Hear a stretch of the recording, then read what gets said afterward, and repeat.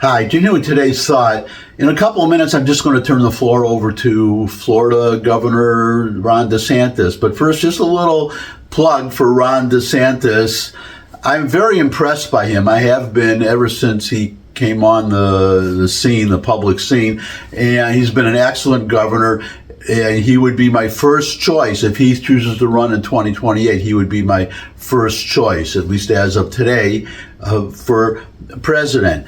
I would guess that J.D. Vance would run if Trump is elected, but I don't want to get off on a track today. I don't like J.D. Vance. Just a lot of reasons why. Not personally, just his policies, things that he has espoused, but I'm not going to discuss those today. What I am going to show is what I like about Ron DeSantis. This is what you're going to see in this video, is the way he handles well, they're supposed to be reporters, but you could almost call them hecklers, these liberal reporters who come up with these gotcha questions and they try to catch them off guard. And he basically humiliates them by simply presenting facts. And that's what I'm going to show you right now, because he was making a statement. He was talking about the two hurricanes that they just had in Florida, Helene and Milton, and a reporter tried to blame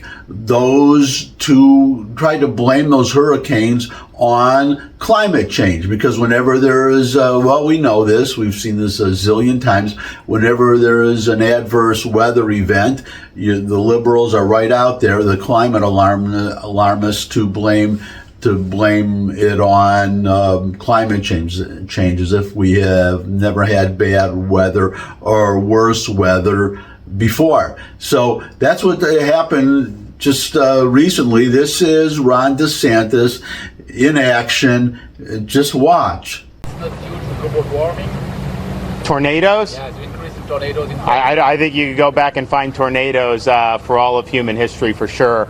And especially, Florida, how does this storm rate in kind of the history of storms? I think it hit with a barometric pressure of, what was it, about 950 millibars when it hit? Which I think if you go back to 1851, there's probably been 27 hurricanes that have had so the lower the barometric pressure, the stronger it is. I think there have been about 27 hurricanes that have had lower barometric pressure on landfall than Milton did, and of those, 17 occurred, I think, prior to 1960. And the most powerful hurricane on record since the 1850s in the state of Florida occurred in the 1930s, the Labor Day hurricane. Barometric pressure on that was 892 millibars.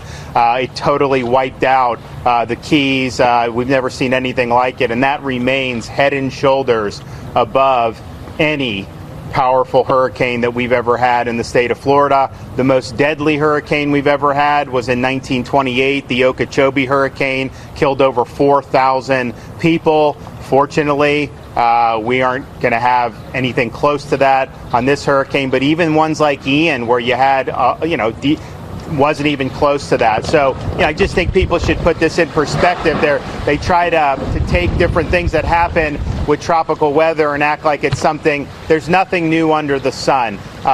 This is something that the state has dealt with for its entire history, and it's something that we'll continue to deal with. I think what's changed is we've got 23 million people. A storm that hits is likely to hit more people and property than it would have 100 years ago, and so the potential for that damage has grown. But what's also changed is our ability to do the prevention, to pre-stage the assets. I mean, we never did the pre-staging of power assets until I became governor. Now people expect that, but that wasn't what was done in the past. That's why people would be out with power for 3 weeks when we'd have hurricanes. We thought that that's not good. Now we have to pay to get these guys to come in, but my view is the quicker you get everyone hooked up, the better off the economy is going to be anyway. So why don't we just do that? Having the different search and rescue, having a state guard, all these different things are just bringing different tools to the fight, and it allows us to respond more effectively. So if we had the tools that we had in 1928